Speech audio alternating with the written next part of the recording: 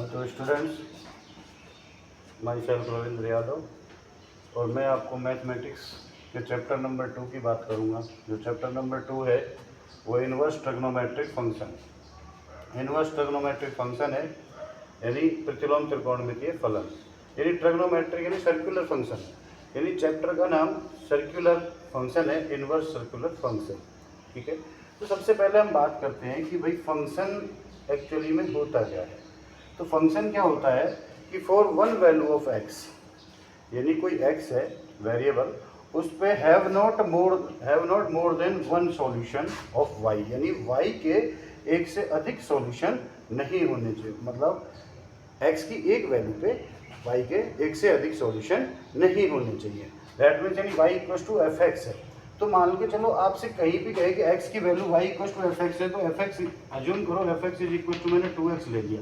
अब मैं x की वैल्यू यहाँ से पुट करता जाऊँगा तो y के सॉल्यूशन में तो डिफरेंट मिलेंगे, है ना। यानी मेरा कहने का मतलब ये है कि अगर x की एक वैल्यू पे, जैसे मैंने ये बनाया सिंबल, x की वन वैल्यू पे वन सॉल्यूशन मिले, y एक मिले, या फिर x की एक से अधिक वैल्यूज पे एक से y सिर्फ एक मिले तो भी फंक्शन होता है। यानी जो एक वैल्यू पे एक वैल्यू मिलेगी तो उसे बोलते हैं वन वन फंक्शन, यानी एक एक ही फलन। और एक x की एक से अधिक वैल्यूज पे जो फंक्शन, यानी एक x1 और x2 पे अगर आपको y मिल रहा है तो वो फंक्शन होता है मैनी वन फंक्शन। ठीक है, उसके बाद होता है आपका, तो ये हुआ हमारा फंक्शन की बात। फिर हम बात करते हैं ट्रिग्नोमेट्रिक फंक्शन, यानी त्रिकोणमितीय फलन, ट्रिग्नोमेट्रिक फंक्शन। तो ट्रिग्नोमेट्रिक फंक्शन क्या है? ट्रिग्नोमेट्रिक फंक्शन क्यों कहा गया? ट्रिग्नोमेट्रिक रेशियोज हैं जो हमारे ट्रिग्नोमेट्रिक रेशियोज कौन कौन से हैं? साइन, कॉस, टेन, कॉट, सेक, कोसेक, ये सारे, इनके साथ एंगल तो कुछ भी हो सकता है। तो इसलिए ये जो 6 रेशियोज हैं हमारे, ये क्या ट्रिग्नोमेट्रिक फंक्शन होते हैं? जी हाँ, ये होते हैं, क्योंकि साइन, कॉस और टेन, कॉट, सेक, कोसेक ये सारे ट्रीटेड एज, यानी बिहेव करते हैं कैसे? फंक्शन की तरह। यानी ये क्या है, जो ट्रिग्नोमेट्रिक रेशियोज हैं as fulfil the definition of function, function की डेफिनेशन यानी परिभाषा को संतुष्ट करते हैं। कैसे? जैसे हमने देखा, हमने एक फंक्शन लिया y equal to sine x, y equal to sine x, यानी f x is equal sine x को या y equal to sine x को, बात एक होती है। तो अगर मैं x क्या है यहाँ पे? एंगल है साइन का, है ना। तो एंगल है, तो x इज इक्वल टू मैंने लिया मान के चलो 0 डिग्री, तो साइन 0 की वैल्यू, जब मैं यहाँ साइन 0 लूंगा तो साइन 0 की वैल्यू क्या होगी? 0। साइन 30 की वैल्यू 1/2, साइन 45 की वैल्यू 1/√2, साइन 60 की वैल्यू √3/2। तो ये एक वैल्यू पे एक वैल्यू मिल रही है हमें, यानी x की एक एंगल हमने लिया, उस पर एक एक वैल्यू मिल रही है, तो ये 1 1 हो रहा है। लेकिन उससे आगे अगर हम 90 से अब हो जाएं तो 120 डिग्री पे भी आपको क्या मिलेगा? √3/2। साइन की वैल्यू, साइन 120 डिग्री की वैल्यू क्या होती है? 120 डिग्री की वैल्यू क्या होती है? √3/2 ही होती है। तो साइन 120 और साइन 60 डिग्री दोनों पे आपको क्या मिला? √3/2 मिला, नहीं मिला? यानी हमारे जो डिफरेंट एंगल पे, इन दो एंगल्स पे 60 डिग्री और 120 डिग्री पे आपको √3/2 मिला। तो ये फंक्शन की कौन सी डेफिनेशन फुलफिल कर रहे हैं? मैनी वन वाली फंक्शन की। तो ये फंक्शन कैसा हुआ? मैनी वन फंक्शन हुआ। ठीक है, तो यहाँ से ये हमने देखा कि कहीं पे भी ऐसा एंगल हमें नजर नहीं आ रहा है कि भाई अगर हम किसी फंक्शन में एक एंगल पे आपको डिफरेंट वैल्यूज नजर आए, तो इसलिए ये फंक्शन ट्रिग्नोमेट्रिक फंक्शन कहा गया। क्यों? क्योंकि ये फंक्शन की डेफिनेशन को फुलफिल करते हैं, तो इसलिए इन्हें ट्रिग्नोमेट्रिक फंक्शन कहा गया। तो अब बात करते हैं इनवर्स की। तो उससे पहले pause the video, note it down.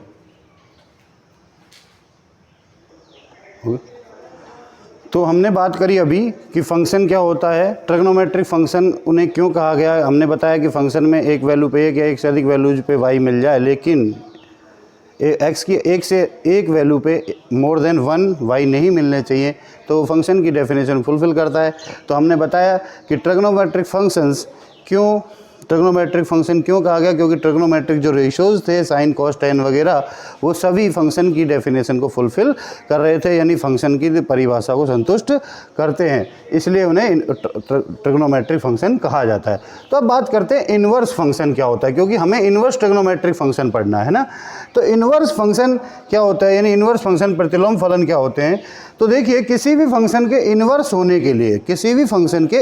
होने के लिए उस फंक्शन का 1/1 1 प्लस ऑनटो, यानी एक एक ही और आच्छादक होना चाहिए, यानी 1 1 और ऑनटो है तो फंक्शन बाइजेक्टिव होगा, और बाइजेक्टिव है तो वो फंक्शन कैसा होगा, इन्वर्टिबल होगा। कैसा होगा, इन्वर्टिबल, यानी किसी भी फलन के एक एक ही और आच्छादक होना चाहिए तभी वो फलन कैसा होगा, प्रतिलोमीय होगा। तो हमने एक सबसे पहले बात करते हैं हमारे लिए 1 1 हमने 11th क्लास में पढ़ा होगा हालांकि इनके बारे में, लेकिन मैं थोड़ा सा यहाँ पे इनका इंट्रोडक्शन दे रहा हूँ कि 1 1 क्या होता है। 1 1 यानी x की 1 वैल्यू पे y की 1 ही इमेज आए, यानी x की एक वैल्यू पे y की एक ही इमेज आए तो वो फंक्शन क्या होगा, एक एक ही फलन होगा, 1 1 यानी एक एक ही, ठीक है।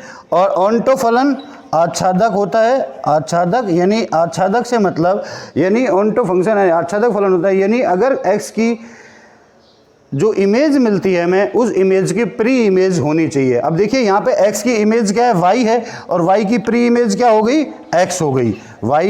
x की इमेज y की प्री इमेज x हो गई, ठीक है। यहाँ पे देखिए मैन्यूअन फंक्शन के अंदर x1 और x2 की इमेज तो है y, लेकिन y की प्री इमेज क्या है, x1 और x2। तो अगर किसी फंक्शन में 1 1 होने के लिए 1 वैल्यू पे 1 वैल्यू आनी चाहिए, x की 1 वैल्यू पे y की 1 वैल्यू आनी चाहिए, लेकिन ऑनटो होने के लिए y की प्री इमेज उस फंक्शन में मौजूद होनी चाहिए, ठीक है। तो इस फंक्शन के तो वो फंक्शन 1 1 और ऑनटो हो जाएगा। तो देखिए हमने इसके लिए कंडीशन और होती है कि प्रतिलोम फलन की कंडीशन क्या होती है for inverse functions, condition for inverse function.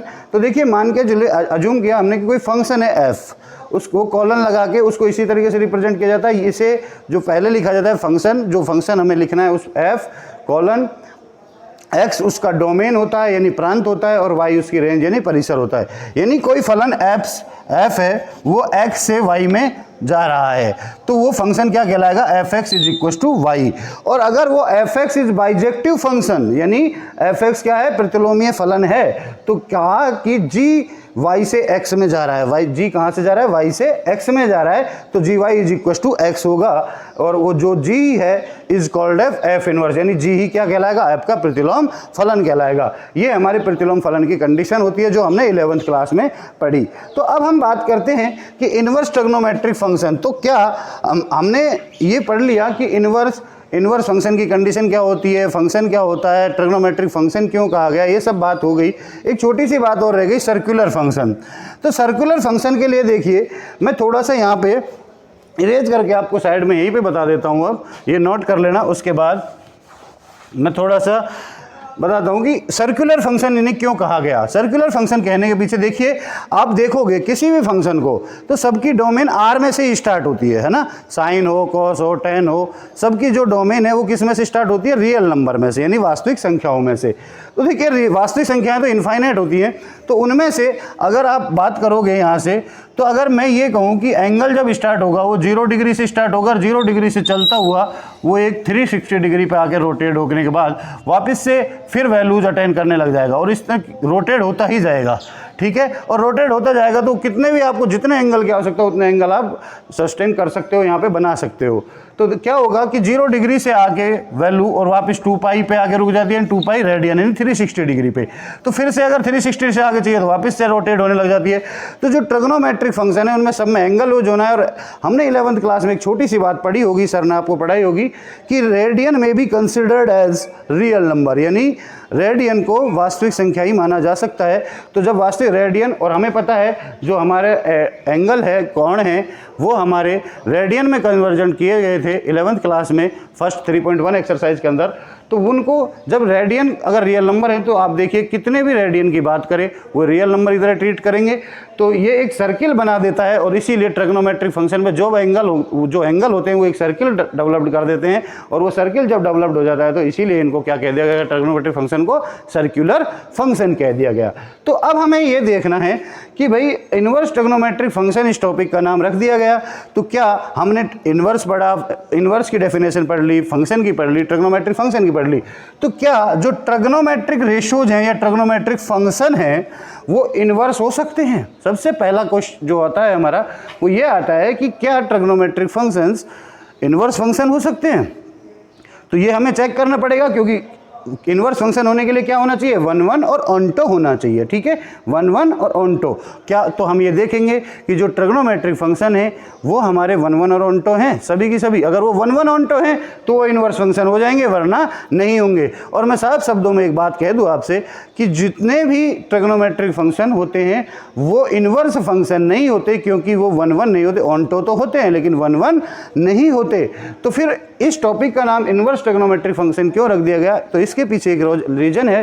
और वो रीजन क्या है कि भाई इनको छोटे छोटे स्पेन यानी इंटरवल को डिफाइन करके इन्हें इन्वर्टिबल बनाया गया, इन्वर्स फंक्शन बनाया गया, तब जाके इस टॉपिक का नाम क्या रखा गया, इन्वर्स ट्रिग्नोमेट्रिक फंक्शन। तो सबसे पहले हम बात करेंगे ट्रिग्नोमेट्रिक फंक्शन की डोमेन, रेंज एंड ग्राफ की।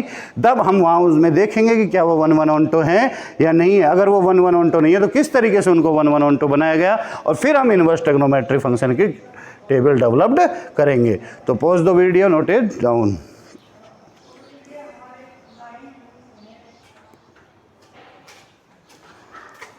तो स्टूडेंट, हमने अभी बात करी इन्वर्स ट्रिग्नोमेट्रिक फंक्शन में कि इन्वर्स सर्कुलर फंक्शन बनाने के लिए हमें क्या करना पड़ेगा। हम चेक करेंगे कि क्या हमारे जो ये ट्रिग्नोमेट्रिक रेशोज़ हैं, ये ट्रिग्नोमेट्रिक जो रेशोज़ हैं sin x cos x tan x cot x sec x cos sec x, ये 6 रेशोज़ हैं, क्या ये अपने अपने डोमेन में 1 1 और ऑन्टो हैं या नहीं है। और हालांकि हमें इस टेबल की जो हमने 11th क्लास में पढ़ी थी, हमने ये पढ़ा होगा, सर ने आपको पढ़ाया होगा कि ट्रिग्नोमेट्रिक फंक्शन के डोमेन एंड रेंज क्या होती है, लेकिन ग्राफ के बारे में हो सकता है बताया हो, नहीं बताया हो तो मैं बता रहा हूँ। थोड़ा सा ग्राफ आपको आना चाहिए, जैसे प्रॉपरली चीज़ों को रटने की ज़रूरत ना पड़े, आराम से आपको दिमाग में रहे कि हमें क्या करना है, ठीक है। तो सबसे पहले मैं बात करता हूँ कि जो ट्रिग्नोमेट्रिक फंक्शन है, ये ट्रिग्नोमेट्रिक फंक्शन sin x है, जिसकी डोमेन देखिए किसी भी चीज़ को करो। जब मैंने आपसे थोड़ी देर पहले कहा था कि रेडियन में भी कंसिडर्ड एज रियल नंबर, यानी रेडियन को आप रियल नंबर मान सकते हो। तो ये 11th क्लास की बात थी जो हमने पढ़ी होगी 11th में, है ना। तो उसमें हमने x क्या है, रियल नंबर है हमारा, और तो हम जाहिर सी बात है जो डोमेन लेते हैं, डोमेन क्या होती है, x की वो वैल्यू जिन पर f(x) डिफाइन हो जाए, यानी x की जो मान है उन पर अगर f(x) परिभाषित हो जाए तो वो डोमेन होता है ना। तो आप नोट कर सकते हो इस बात को, जिसको मैं बोल रहा हूँ कि डोमेन क्या होता है, x की वे वैल्यू जिन पर f(x) डिफाइन हो जाए। तो f(x) कौन सी वैल्यू लेगा, sin x, पूरी जितनी भी वैल्यू होती है रियल नंबर उन सभी को लेगा, क्योंकि हमें सिर्फ वो रियल नंबर में से वो वैल्यूज लेफ्ट करनी होती है जिन पर वैल्यू नोट उस एंगल पे नॉट डिफाइन वैल्यू आ जाए। क्योंकि टेबल आपने पढ़ी होगी कहाँ नॉट डिफाइन होता है वो आपको पता है, तो वहाँ से आपको पता होगी जिन पर नॉट डिफाइन, जहाँ पे अनंत वाली बात आती है, वो आपको वैल्यूज लेफ्ट करनी होती है रियल नंबर, क्योंकि उन वैल्यूज पे तो आपको पता ही नहीं अनंत क्या होता है, किसी को पता नहीं होता, तो इसलिए उसको लेफ्ट करना होता है। तो देखिए हमने sin x जो है उसका डोमेन है r, उसकी रेंज है -1 से 1, क्योंकि जो sin x है हमारा ट्रिग्नोमेट्रिक फंक्शन है वो कुछ ऐसे होता है। देखिए मैंने अगर यूनिट रेडियस का सर्किल बनाऊँ, 11th क्लास में सर ने बताया होगा, तो देखिए इसका जो पॉइंट है वो ये 1 0, इसके कोऑर्डिनेट 0 1, यहाँ पे होगा -1 0 और यहाँ पे होगा 0 -1, ठीक है। तो देखिए ये आप देखिए यहाँ पे ये r cos थीटा और r sin थीटा इसके पॉइंट होते हैं, r sin theta, r cos theta, ये r cos थीटा और r sin theta, r sin theta, है ना। तो जो जैसे जैसे ये आप परपेंडिकुलर डालोगे तो इस पॉइंट के कोऑर्डिनेट्स आप निकाल सकते हो, तो ये यही आएंगे। और चूंकि ये r इक्वस टू क्या है, यहाँ पे r इक्वस टू 1 है, यूनिट रेडियस का सर्किल हमने लिया है, तो इस पॉइंट से हम निकाल लें परपेंडिकुलर वाले फॉर्मूले से, जो हमारे परपेंडिकुलर बेस हाइपोटेनियस वगैरह हैं उनसे आप निकाल सकते हो r cos थीटा। तो इस पॉइंट के भी कोऑर्डिनेट, इसके भी कोऑर्डिनेट क्या होंगे, r यहाँ पे क्या है 1, और यहाँ पे तो इसके कोऑर्डिनेट क्या हो जाएंगे, cos थीटा और sin थीटा, है ना। यूनिट रेडियस सर्किल है तो r का कोई महत्व नहीं रहा, क्योंकि 1 है वो, तो आप इसको cos थीटा sin थीटा लिख सकते हो। तो 1 0 0 1 ये आपके कोऑर्डिनेट मिले, और इन कोऑर्डिनेटों से, क्योंकि यहाँ पे देखिए cos 0 की वैल्यू क्या होती है, 1 होती है, और cos sin 0 की वैल्यू 0 होती है। ऐसे ही cos 90 की वैल्यू 0 होती है, sin 90 की वैल्यू 1 होती है ना। इस तरीके से इनके कोऑर्डिनेट आ जाते हैं। इसी तो ये पोलर रिप्रेजेंटेशन में आपने पढ़ा होगा, ध्रुवीय निरूपण में, वहाँ पे भी इसका यूज है cos थीटा और sin थीटा का। तो वहाँ से हम देख सकते हैं कि जो इसकी वैल्यूज है sin x है वो -1 और 1 से कहीं पे भी आगे नहीं जा रहा। साइन ये है तो साइन पे देखो 0 से 0 0 1 -1, -1 और 1 से ज़्यादा कहीं पे भी साइन एक्स की वैल्यू नहीं जा रही, तो उसकी रेंज क्या होगी, यानी साइन कहाँ के होकर रोटेट हो रहा है, -1 और 1 से, 1 पे भी, -1 पे भी जा रहा है, 1 पे भी जा रहा है, इनके बिटवीन भी वैल्यूज आ रही हैं, इसलिए इसकी रेंज क्या होगी, -1 से 1। सेम थिंग कॉस एक्स की भी डोमेन आर होती है, -1 से 1 इसकी रेंज होती है। सेम थिंग tan एक्स क्या है, sine x upon cos x होता है ना। तो देखिए न्यूमरेटर और डिनोमिनेटर अंश बटे हर जो होता है वहाँ पे, तो हर वाले पार्ट कभी भी जीरो नहीं होना चाहिए, क्योंकि वैल्यू क्या हो जाती है, नॉट डिफाइन। तो cos x यहाँ पे क्या नहीं होना चाहिए, जीरो। तो अब हम देखेंगे कि भाई r डोमेन तो होगी, लेकिन उसमें cos x वाली बात आ रही है कि cos x कहाँ पे जीरो हो जाएगा। तो देखिए 90 डिग्री पे cos x जीरो होता है, उसके अलावा 270 डिग्री पे भी जीरो होता है। तो अगर हम इसको कहें कि 90 और 270 के बीच में डिफरेंस है 180, यानी इसका मतलब odd multiple of π/2 where n is equal to z है, यानी इंटीजर नंबर है, पूर्णांक संख्या है, तो ऑड मल्टीपल ऑफ π/2 बोल सकते हो, या 2n+1 इंटू π/2 को आपको लेफ्ट करना होगा। क्यों? क्योंकि यहाँ पे cos क्या हो जाएगा, जीरो हो जाएगा, और ये अगर 1/0 हो गया तो ये क्या हो जाएगा, नॉट डिफाइन, उस वैल्यू का आपको पता नहीं होता, इसलिए इसको लेफ्ट करना होता है। सेम थिंग इसकी जो जब नॉट डिफाइन हो गई वैल्यू, तो आपको पता है इसकी रेंज देखिए कहाँ से कहाँ तक चली जाएगी, इनफाइनाइट की ओर जाएगी। तो इनफाइनाइट तो क्या है, आर ही होता है, रियल नंबर, इसको आर भी कह सकते हो, और आप इसे इस तरीके से ओपन इंटरवल -∞ टू ∞ भी रिप्रेजेंट कर सकते हो। ठीक है, ये cot x होता है cos x upon sin x, तो इसमें भी डिनोमिनेटर पार्ट क्या है, यानी हर क्या है, sin x। तो sin x क्या नहीं होना, जीरो, तो साइन 0 पे 0 होता है पाई पे, यानी पाई के n मल्टीपल पे आप इसको वैल्यू को नहीं ले सकते, क्योंकि यहाँ पे नॉट डिफाइन हो जाएगा, इसलिए n belongs to z। Same thing sec x क्या होता है, 1/cos x, तो इस पे भी 2n+1 π/2 को छोड़ देंगे, और इसमें sin x is not equal to 0, तो n पाई पे 0 होगा, तो इसको n पाई को लेफ्ट कर देंगे। और इसकी जो डोमेन है, रेंज आएगी r इसकी r -1 से 1 और r -1 से 1 ओपन इंटरवल आएगा ये। ठीक है, क्यों? क्योंकि ये हमने 11th क्लास में स्टडी कर लिया था। अब देखिए इनका ग्राफ देखते हैं, y equal to sine x का। तो ग्राफ आपको पता है कैसे आता है, सबसे पहले आप साइन 0 रखोगे तो 0 आएगा, फिर साइन 30 यहाँ कुछ पॉइंट आएगा, फिर यहाँ आएगा, यहाँ इस तरह साइन 90 पे 1 हो जाएगा, यहाँ जाके फिर 90 से आप खुद देखिए सेकेंड क्वाड्रेंट में जो ग्राफ है, आप खुद देखिए, यहाँ फर्स्ट क्वाड्रेंट है ये वाला, ये सेकेंड क्वाड्रेंट है ना, इसमें ग्राफ फिर से घट रहा है, और वैल्यू कहाँ आ रही है, 0 की ओर आ रही है, 1 से 0 की ओर आ रही है ना। तो इसका मतलब घटती हुई वैल्यू आ रही है, तो ग्राफ घटते हुए 0 पे जाएगा, पाई पे, ये पाई होता है यहाँ पे 3π/2 होता है। तो देखिए 3π/2 पे 0 से -1 यानी नीचे की ओर जा रही है वैल्यू, और फिर -1 से 0 की ओर जा रही है, तो ये 0 की ओर चली गई। इस तरीके से ग्राफ बना लेंगे हम साइन एक्स का। सेम थिंग यहाँ पे cos x का ग्राफ बन जाएगा, ये cos x का ग्राफ होता है इस तरीके से, और ये tan x का, क्योंकि -π/2 और π/2, देखिए tan 0 पे 0 होता है, और π/10 π/2 पे क्या हो जाएगा, tan π/2 पे, यानी साइन एक्स बटे cos x, यानी साइन 90 1/0 नॉट डिफाइन हो जाएगी, यानी 90 वाली जो लाइन है और उसके ऑड मल्टीपल वाली जो लाइन है, यानी विषम गुणज जो है, यानी π/2 3π/2 इधर -π/2 -3π/2, इन सब की लाइनों को ये लाइन टच नहीं करेगी। ये लीनियर नहीं है, ये थोड़ा सा इस तरीके से घुमावदार है ना, तो ये इस तरीके से इसका ग्राफ आ जाएगा tan x का। ठीक है, तो अब हम जनरली हमारा जो टॉपिक है वो इनवर्स ट्रिग्नोमेट्रिक फंक्शन था। क्या था? इनवर्स ट्रिग्नोमेट्रिक फंक्शन था।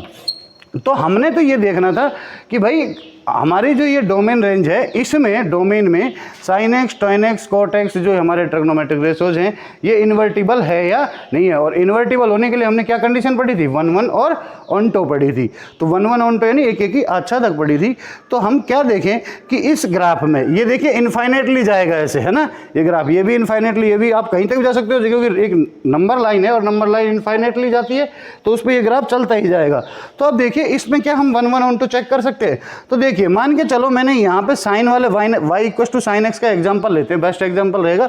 तो देखिए मैंने कहा कि यहाँ पे मेरा 30 डिग्री है, तो 30 डिग्री पे वैल्यू आपको मिल गई, मान के चलो ये 30 डिग्री है, यहाँ पे आपको मिलेगी वैल्यू 1/2, और ये वैल्यू मैंने ले ली यहाँ पे क्या, इधर 150, है ना, ये 150 ले ली। और इस लाइन को मैं देखता हूँ यहाँ पे चेक करके, ये वाली लाइन कुछ इस तरीके से आ जाएगी 130, ये 150 डिग्री है ना, 150। तो 30 डिग्री पे और 150 डिग्री पे वैल्यू क्या आ रही है, 1/2। यानी इधर से ध्यान से देखिए, 30 डिग्री पे साइन 30 पे और साइन 150 डिग्री पे, दोनों पे वैल्यू क्या आ रही है 1/2। और देखिए मैंने कहा था आपसे, बताया था कि जब कुछ इस तरीके से सिंबल आए तो ये x1 x2 और यहाँ y, तो मैनी वन फंक्शन होता है, तो ये 1 1 नहीं है। हाँ, इसका प्री इमेज मौजूद होगा, यानी ऑनटो तो फंक्शन हो जाएगा, लेकिन 1 1 नहीं होगा, क्योंकि अब देखिए इस ग्राफ में देखिए यहाँ पे और यहाँ पे ये 30 डिग्री पे लाइन टच करे, ये 150 डिग्री पर, दोनों पे वैल्यू क्या आ रही है 1/2। तो इस पे इसका मतलब ये फंक्शन कैसा हुआ, मैनी वन फंक्शन।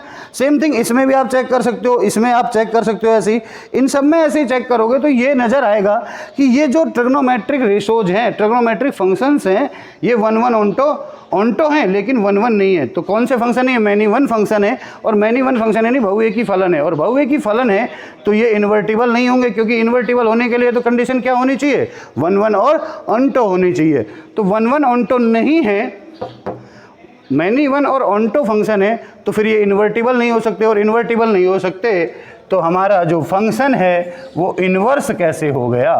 सबसे पहला मुद्दा ये खड़ा होता है कि इन्वर्स ये फंक्शन कैसे हो गया, जब ये फंक्शन 1 1 ऑनटो है ही नहीं तो ये इन्वर्टिबल कैसे हो गया।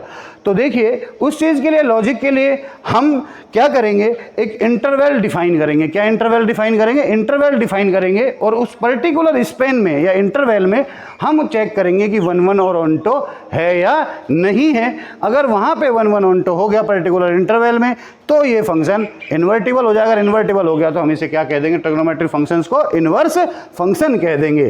तो देखिए अगर मैं इसमें चेक करूं, अगर मैं इस इंटरवल की बात करूं, इस वाले की, सिर्फ इसकी, तो यहाँ से ये जो मैं डार्क कर रहा हूँ ये वाला पोर्शन है ना, इस वाले पोर्शन की मैं बात करूं तो देखिए आपको यहाँ पे यहाँ से सिर्फ ये क्या, किस रेंज की बात कर रहा हूँ मैं, इस रेंज की बात कर रहा हूँ, सिर्फ इस वाली की, -π/2 से π/2 में। तो आप देखिए इस वाली रेंज में ये वाला फंक्शन हर एक वैल्यू पे x की आप 30 डिग्री लो, 45 लो, 60 लो, 90 लो, किसी भी डिग्री पे, इधर माइनस वाली वैल्यू लो, सब पे एक x पे एक ही y मिलेगा, यानी एक एंगल पे एक ही वैल्यू मिलेगी, और एक एंगल पे एक वैल्यू मिलेगी, तो फंक्शन कैसा होगा 1 1 होगा। और 1 1 होगा तो ऑनटो तो हो ही जाएगा, क्योंकि उसकी प्री इमेज यानी जो वैल्यू हमें आंसर मिली 1/2, √3/2, 1/√2, ये कब मिलेंगे, जब एंगल रखेंगे तो प्री इमेज मौजूद होगी, तो वो ऑनटो होंगे। तो इस वाले इंटरवल में -π/2 से π/2 में ये फंक्शन कैसा हो जाएगा 1 1 और ऑनटो हो जाएगा। तो क्या सर यही एक ऐसा इंटरवल है जिसमें 1 1 ऑनटो होगा? नहीं, ये आप चेक कर सकते हो इस इंटरवल में। उसके बाद π/2 से 3π/2, यहाँ से यहाँ तक भी आप चेक कर लो 1 1 ऑनटो होगा। ऐसे इनफाइनाइट इंटरवल बन जाएंगे जिनमें ये 1 1 और ऑनटो हो जाएगा। तो इन्वर्टिबल फंक्शन छोटे छोटे इंटरवल में, यानी r को, जो आपका ये रियल नंबर है, इसको आप छोटे छोटे स्पेन में यानी छोटे छोटे इंटरवल में डिवाइड करोगे, यानी -π/2 से π/2, π/2 से 3π/2, 3π/2 से 5π/2, इधर -π/2 से -3π/2, इन सभी में ये 1 1 ऑनटो हो जाएगा। और 1 1 ऑनटो हो जाएगा तो ये फंक्शन इन्वर्टिबल हो जाएगा, यानी इन्वर्स फंक्शन हो जाएगा। तो क्या सर सभी इंटरवल का यूज़ करना है? नहीं, हमें सिर्फ उस इंटरवल का यूज़ करना है जिसको वर्ल्ड वाइड यूज़ किया जाता है, यानी -π/2 से π/2 वाले इस इंटरवल को, sin x के लिए बात कर रहा हूँ मैं, तो इस वाले इंटरवल को हमें सिर्फ यूज़ करना है। तो इस इंटरवल में ये क्या हो जाएगा 1 1 और ऑनटो फंक्शन हो जाएगा। तो sin x -π/2 से π/2 में ऑनटो फंक्शन हो जाएगा। तो यही इंटरवल क्यों लिया गया? क्योंकि पूरी दुनिया यानी वर्ल्ड वाइड इस इंटरवल को फॉलो किया जाता है, इसीलिए हम भी इसमें लेंगे। और देखिए सबसे बड़ी बात, लॉजिक ये है कि -1 से 1 हमारी रेंज है, और देखिए इसमें अगर आप 0 से पाई जाते तो यहाँ पे आप माइनस की वैल्यू लेफ्ट हो जाती। तो हम 0 के लेफ्ट और राइट चेक करें तो हमने ये नज़र आ रहा है कि इस वाले इंटरवल में -1 भी अटेन हो रहा है और 1 भी अटेन हो रहा है, और हमारा फंक्शन 1 1 ऑनटो हो रहा है। तो इसलिए पूरी वर्ल्ड वाइड दुनिया में यही इंटरवल लिया गया, और इसी इंटरवल में से कह दिया गया कि ये 1 1 और ऑनटो है। तो इसे हम इस अभी जो ये ट्रिग्नोमेट्रिक फंक्शन की जो डोमेन है, इसमें ये एक भी फंक्शन ट्रिग्नोमेट्रिक रेशो, कोई भी ट्रिग्नोमेट्रिक फंक्शन क्या नहीं होंगे 1 1 ऑनटो नहीं होंगे। इनमें पर्टिकुलर इंटरवल को डिफाइन करने के बाद ये 1 1 ऑनटो होंगे, तब जाके ये इन्वर्टिबल फंक्शन बनेंगे। ठीक है। तो उसके बाद ये चीज़ आप नोट करिए, फिर हम आगे बात करेंगे। अभी 3 ग्राफ्स और रह रहे हैं, उनकी बात करेंगे। तो बाकी आप आराम से इजीली ग्राफ ड्रॉ कर सकते हो। तो मैं आपको अब आपके नेक्स्ट इन्वर्स वाली जो टेबल बनाऊंगा उसके अंदर मैं आपके नेक्स्ट तीनों ग्राफ भी आपको दिखा दूंगा बना के, और फिर वहाँ पे आपको 1 1 1 2 बना के दिखाऊंगा। तब जाके ये फंक्शन कैसे होंगे, इन्वर्टिबल होंगे एक पर्टिकुलर स्पेन डिफाइन करने के बाद, तब इन्वर्स वाली टेबल आपकी ड्रॉ होगी। तो इस तरीके से हमारा ये फंक्शन 1 1 1 2 नहीं होता यहाँ पर। तो इसमें पर्टिकुलर इंटरवल जब डिफाइन कर दिया जाता है तो 1 1 1 2 होता है, तब ये इन्वर्स बनता है। तभी इसी टॉपिक का नाम क्या रखा गया, इन्वर्स ट्रिग्नोमेट्रिक फंक्शन। तो ये टेबल भी आपको याद होनी चाहिए, थोड़ा ग्राफ का आइडिया होना चाहिए। Pause the video, note it down.